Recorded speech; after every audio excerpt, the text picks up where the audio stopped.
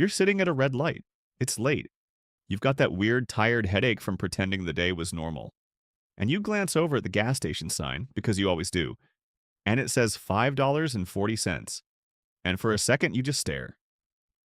Because your brain does the thing it does now, it converts life into math. You look at that price and you don't even think, wow, that's expensive. You think, how many minutes of my life is that? Let's say you've got a 15-gallon tank. You're not even filling up from empty, just topping off. But whatever, the point is the same. 15 gallons times $5.40 equals $81.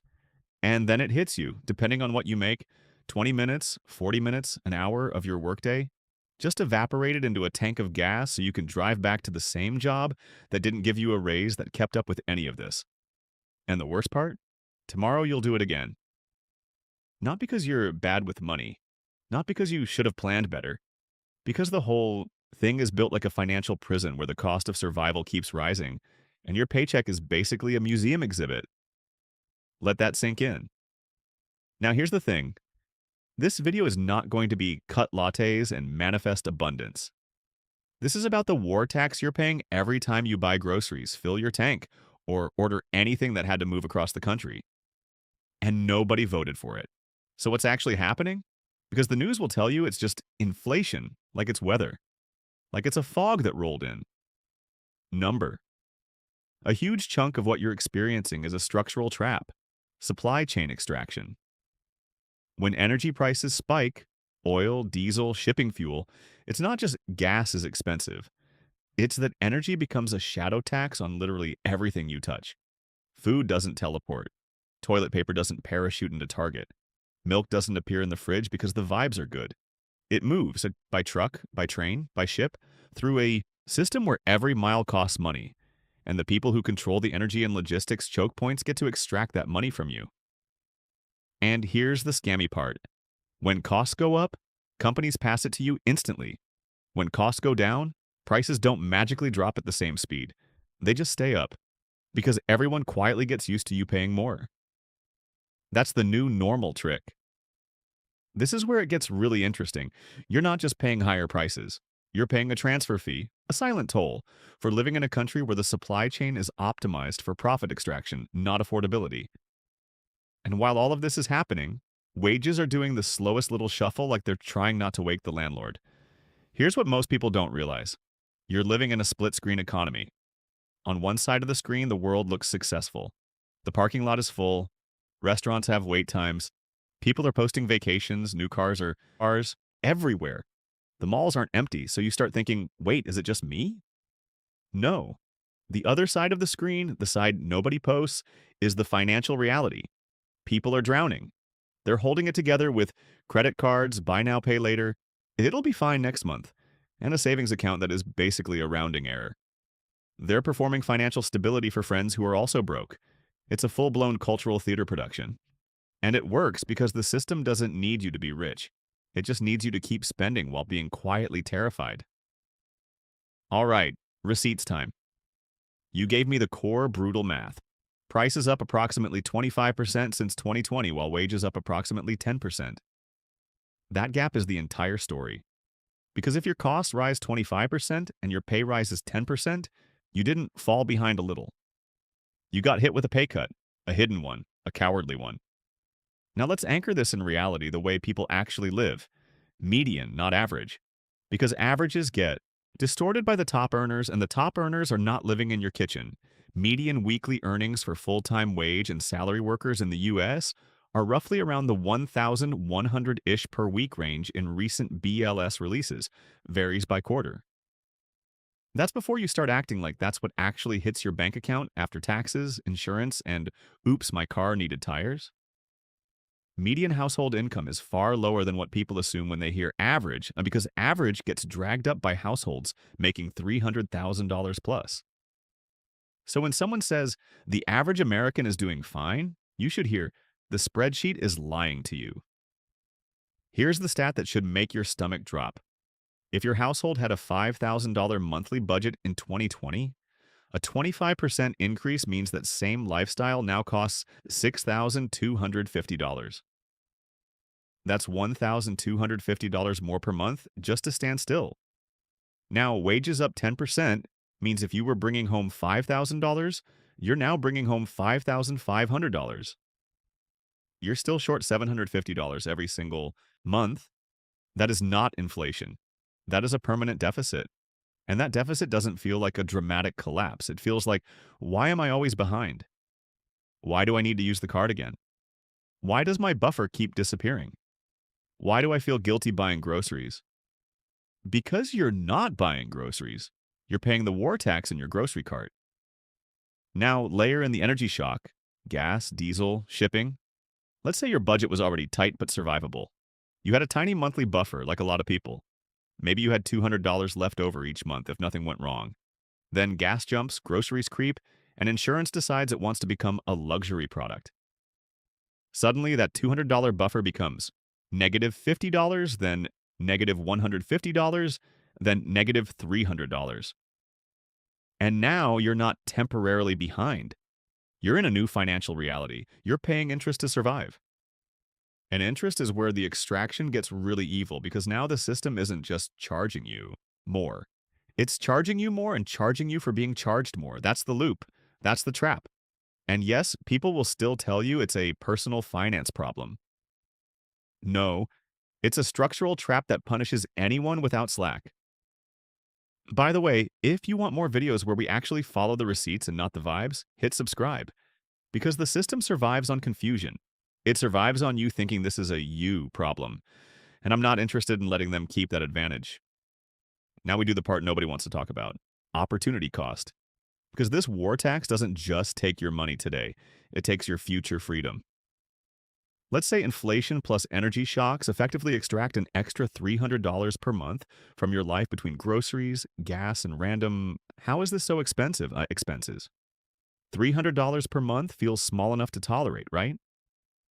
That's the trick. Now invest that $300 per month instead in something boring like VTI or VOO and assume a long-term market return of 8%. Historically, the USC stock market has been around 10% nominal over long periods, but let's be conservative-ish. Over 30 years, $300 per month at 8% becomes roughly $400,000 plus. Let that sink in. It's just $300.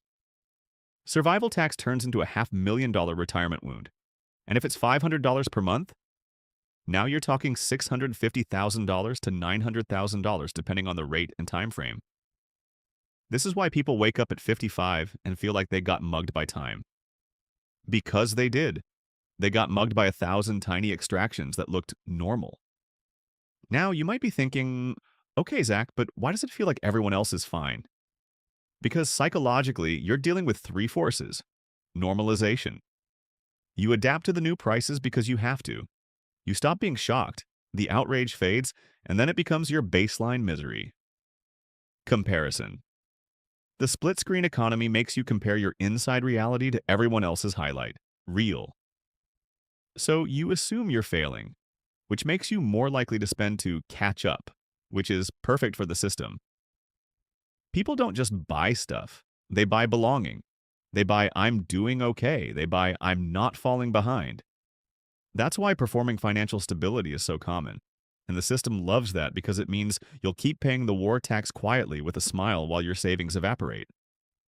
So what do? You don't outsmart inflation with some crypto moonshot. You don't day trade your way out of a structural trap. You don't buy a course from a guy filming in a rented Lamborghini. You do something aggressively unsexy. You build a plan that makes you harder to extract from. Here's the framework. Stop playing defense, automate the gap. The gap is the difference between what you make and what you spend. Inflation tries to shrink the gap. Lifestyle inflation tries to shrink the gap. Your job being stingy tries to shrink the gap. Your job is to widen it anyway, without becoming miserable. A calm buffer is not 6 months of expenses if you're drowning. Start smaller. $1,000 if you're at zero. Then 1 month of core bills, then grow it. Because without a buffer, every energy spike turns into credit card debt, and then you're paying 20 to 30% APR to exist. That is a monument to American excess, charging citizens 25% interest because groceries got expensive. Pick a baseline lifestyle and decide I'm not upgrading my life just because I'm stressed. No new car to cope. No treat yourself as a personality. No subscriptions you forgot about. No financing a vibe. This is where most people lose because they confuse spending with healing. Your goal is to make investing feel like a bill that gets paid before your impulses wake up. Set an automatic transfer on payday. Start with 1% if that's all you can do. Then 3%, then 5%, then 10%, plus if your income allows. And it goes into something boring, VTI, total US. Mark it. Or the point is not to be clever. The point is to build an army of dollars that compounds while the war tax keeps trying to draft you into permanent scarcity. Here are quick moves that work immediately. Remove saved cards from apps, put groceries on a list, and don't freestyle. Unsubscribe from promo emails. Use one spending card with a weekly cap. If you're in debt, switch the game to cash flow first, not points, not perks, not aesthetics. Because the system is built to make spending frictionless and saving painful. Flip it. But investing doesn't help when I'm struggling now. True, if you're behind every month, investing isn't step one. Step one is stopping the bleeding, buffer, expenses, income stabilization. But the moment you have any gap, you automate it.